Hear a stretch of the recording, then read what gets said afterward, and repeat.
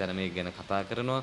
ඉතින් මට හරි සතුටුයි මං කරන දේ පිළිබඳව. ඒ අතරතුරේදී හොඳම දේ තමයි වෙන්නේ අනිකුත් තරංගකාරී නාලිකා මේක අනුකරණය කරන්න පටන් ගන්නවා. ඒ අනුකරණය කරන්න පටන් ගැනීම තුළින් මම නැවතත් ජවයක් අරගෙන මම තවත් අලුත් දේවල් කරනවා. මොකද මගෙත් අර යම් උපයෝගීතාවයක් ලබන සතුටක් ලබන මේකේ වින්දනයක් ලබන මගෙත් සීමාව පල්ලෙහාට බැහැලා මගෙත් මටත් ඇති කියලා හිතෙනකොට වෙනත් නාලිකාවක් මේක කොපි කරන්න පටන් ගන්නවා. එතකොට මට නැවතත් හොඳ ප්‍රතිචාරයක් ඇවිල්ලා මම නැවතත් හොඳ මට්ටමකට මේ වැඩසටහන ගේනවා. ඉතින් එහෙම ගෙනලා අවුරුදු දෙකක් අවසන් වුණාට පස්සේ එතනදී ටාසන් බාප්පා විශ්‍රාම ගැන්වෙනවා. විශ්‍රාම ගැන්වීමත් එක්ක පෞද්ගලිකව මට එතික් සෑහෙන ඔෆර්ස් හම්බ වෙනවා මට එන්නේ කියලා. මම යන්නේ නැහැ. අවුරුදු දෙකක් වැඩසටහන කරලා අවසානයේ ටාසන් බාප්පා විශ්‍රාම ගියාට පස්සේ තව තවත් කාරණා කීපයක් හේතු කරගෙන මම තීරණය කරනවා ශ්‍රී FM නාලිකාවට එන්න ටාසන් චරිතයත් අරගෙන. ඉතින් ශ්‍රී FM නාලිකාවේ හවස 5 ඉඳලා 7 වෙනකල් සුපුරුදු විදියට මේ කටයුත්ත කරගෙන යනවා. ඒදී දැනටත් මම ඒ වැඩසටහන කරනවා. හවස 5 ඉඳලා 7 වෙනකල් අහන්න පුළුවන්කම තියෙනවා. සඳුදා ඉඳලා සෙනසුරාදා වෙනකල්. ඉතින් දැන් මගෙත් එක්ක ආකාශ් මල්ලි තමයි ඉන්නේ මගෙත් එක්ක නේ සමා වෙන්න ඕනේ ටාසන් බාප්පත් එක්ක. මොකද මම ඒක කියන්නේ මම චතුරලක්මල් විජේරත්න කියන පුද්ගලයා පමණයි. එහිදී ටාසන් කියන චරිතය වෙනත්ම චරිතයක්. මේ චරිතයට මමත් බොහොම ආදරය කරනවා. මමත් ටාසන්ගේ ගීත අහනකොට ටාසන් බාප්පගේ ගීත අහලා මමත් සතුටු වෙනවා. ඒ කියන්නේ ඒක අහනකොට මට හිතෙන්නේ මම මේ කරන දෙයක් කියලා මට හිතෙන්නේ මම චතුර හැටියට මම ටාසන් විඳිනවා. ඉතින් ඒක නිසා තමයි මම බය නැතුව මේ කැමරාවක් ඉදිරියට හරි ඇවිල්ලා මේ කියන්නේ. ඔබට මාව දැක්කට මේ දකින්නේ චතුර කියන පුද්ගලයෙක්. එතන ඉන්නේ මේ ටාසන් බාප්පා කියන්නේ අර ඔබ හඳුනාගත්ත ඔබ තුල ජීවත් වෙන පුද්ගලයා තමයි ටාසන් බාප්පා කියන්නේ. කිව්වා අර මේ මගේ ජීවිතයේ සෑහෙන වෙනසක් සිදු වුණේ මේ ලයින් රංගවල ජනගී කණ්ඩායමට සහභාගී සම්බන්ධ වුණාට පස්සේ කියලා. ඒකෙදී එතනදී මට මේ සම්බන්ධ වීමේ කපුකම කරන්නේ ලලින්ද්‍ර පමුණු කියලා මගේ මිත්‍රයා. ඒ තමයි මේ ඉන්නේ. පාසල් යන කාලේදී 11 වසරෙන් පස්සේ 12 වසර උසස් පෙළ අධ්‍යාපනය ලැබනකොට තමයි ලලින්ද්‍ර මට මුණ ගැහෙන්නේ. ඒ රත්නායක මධ්‍ය මහාවිද්‍යාලයේදී ලලින්ද්‍රගෙන් මුත් දැනගන්න පුළුවන් අපි කොහොමද ඒ කියන්නේ මම මෙවැනි චරිතයක් කරන්න අවශ්‍ය කරන පසුබිම හැදුණු හැටි ලලින්ද්‍රත් හොඳට දන්නවා. ඔය ඇත්තටම චතුර හම්බුනේ මට මගේ පාසල් කාලේ 12 වසරේදී. 12 වසරේදී හම්බුනාට පස්සේ ලොකු සම්බන්ධතාවයක් තිබ්බේ නැහැ කොටින්ම අපිත් එක්ක. ඒනකට මගේ යාළුවෝ කීප දෙනෙක් හිටියා චතුරත් එක්ක තව දෙතුන් දෙනෙක්ම. ඉතින් ඒගොල්ලොත් එක්ක ඉන්නකොට චතුරව මට මුණ ගැහුණා. බොහෝ වෙලාවට අපි චතුර්ලා ගෙදර එක්කෝ මගේ ගෙදර පොඩ්ඩක් ඇවිල්ලා අපි විනෝදෙන් කාලය ගත කරන්න අපි අමතක කරන්නේ නැහැ. ඉතින් ඒ වගේ වෙලාවදී පොඩි විහිළු කරන්න පටන් ගන්නවා. ඔව් අර අපි එක දවසක් භක්ති ගීත වැඩසටහනකට සංගීතය සපයන්න මමත් ලලින්දත් එතකොට මොහන් දර්ශනත් අපි මේ මල්ලව කියලා තව යාළුවෙක් හිටියා. අපි මාතලේ ලලින්ද්‍රලාගේ ගෙදරට එකතු වෙලා මේකට සංගීතය සපයන්න මේ මියුසික් හදන ඉන්න අතරතුරේදී අපි කරපු තාමත් ඒ කැසට් එක තියෙනවා අපේ ළඟ. මේ කරපු විහිළු වැඩසටහන.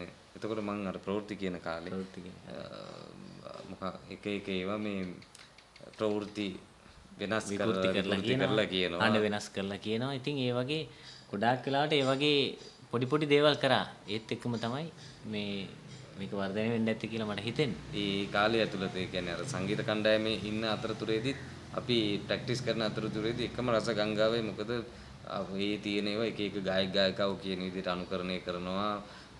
එක හඬවල් වලින් කතා කරනවා. ඉතින් අපි ඒ විදිහට තමයි කටයුතු කරේ. ඊට පස්සේ අපි ජනගී කණ්ඩායමේ වැඩ අපි ඇත්තටම ජනගී කණ්ඩායමේ වැඩවලට අපි ගොඩාක් අස්සක් මුල්ලක් නැර අපි මේ ගමන් කරනවා. ඒකල තමයි අපේ සංදර්ශනයේදී අපි මේ සහභාගී වෙන්නේ. ඒ සහභාගී වෙන්න අපි යනවා සමහර දවස්වල මුළු දවස පුරාම යන උදේ මෙහි 4ට විතර අපි යන්න පටන් ගත්තාම ගාල්ල මාතර ඒ පැතිවල ඊට පස්සේ මහියංගනේ ගිරාඳුරු කොට්ටේ වගේ පැතිවල යනකොට අපි දවසක් පුරාම බස් රථේ යනවා. එතකොට ඒ ජනගී කණ්ඩායමේ කට්ටිය ගොඩාක් වෙලාට බලාගෙන ඉන්නේ අපි දෙන්න මේ සංදර්ශනයේ සහභාගී වෙන එක. මොකද අර කාලේ විඩාවත් එක්ක අපි දුර ගමනක් යනකොට ඒ විඩාව නැති කරගන්නේ අපි දෙන්න එක කරන මේ විහිළු කරන අන්න ඒ වගේ. ඉතින් පස්සේ කාලෙදී මේ චතුර ඒවා ගොඩාක් මේ ඥානාන්විතව යොදාගත්ත තමන්ගේ රැකියාවටත් එක්ක. ඉතින් ඒවා අහනකොට අපිටත් හරි පුදුමයි. අපිත් එක්ක මෙහෙම පොඩි විහිළු කරපු මෙයා මේ වගේ ගොඩක් මේ මිනිස්සුන්ට වැදගත්කමක් තියෙන විහිළු කරන්න පටන් ගත්ත එකට එක වෙලාවකට මමත් පුදුමෙන් බලනවා මෙයා දිහා. මේ ගොඩක් දුරට ඔය මේ විහිළු කාර්යයක් කියන එක රටේ අපේ රටේ තියෙන තැන මොකක්ද කියන එක සහ මම මුලින්ම මේ චතුර කියන පුද්ගලයා විහිළුකාරයෙක් හැටියට හඳුන්වන්න මම කොහොමදවත් කැමති නෑ. මොකද මේ වැඩසටහනත් විහිළු වැඩසටහනක්ම කියනවටවත් මම වැඩි කැමති නැහැ. මොකද මේක මේ සරල වින්දනයක් තමයි ලබා දෙන්නේ. නමුත් මම හිතන්නේ මේකට ජනතාව මේ තරම් ඇලුම් කරන්නේ. ඒ කියන්නේ පුංචි දරුවෝ සහ පුංචි දරුවගේ ඉඳලා මහලු මේ සෑහෙන වයසක උදවිය පවා ඒ වගේම දුප්පත් පැලේ ඉඳලා මහාචාර්යවරු දක්වා මේ ධනවත් පැලැන්තියේ ඉංග්‍රීසි නාලිකා අහපු පුද්ගලයෝ පවා මේ මෙතනදී මේක අහන්න පෙළඹෙනවා.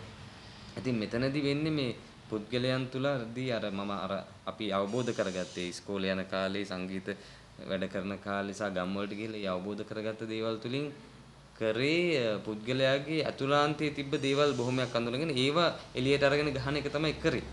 ඉතින් ඒ නිසා මේකේ විහිළු වලට වඩා දෙයක් මම හිතන්නේ. ඇත්තටම ඒකට තවත් මට පොඩ්ඩක් එකතු කරන්න පුළුවන් චතුර. චතුර දන්නේ නැති වුණාට මේ චතුර දිහා මේ චතුර මට හම්බෙලා ටික කාලයක් ගියාට පස්සේ මට දැනුණා යම්කිසි දෙයක් ඉතා සාධාරණව හොඳට විමසිල්ලෙන් හොයලා බලලා ඒකට ප්‍රතිකර්මයක් කරන්න මේ චතුරට ලොකු හැකියාවක් තිබුණා. මොකද සමහර වෙලාවට අපිත් මොකක් හරි ප්‍රශ්නයක් තිබ්බොත් මේ චතුර මෙන්න මේ වගේ දෙයක් තියෙනවා. මොකද්ද මේකට කරන්න කියලා අහන්න තරම් මම පෙළඹිලා හිටියා.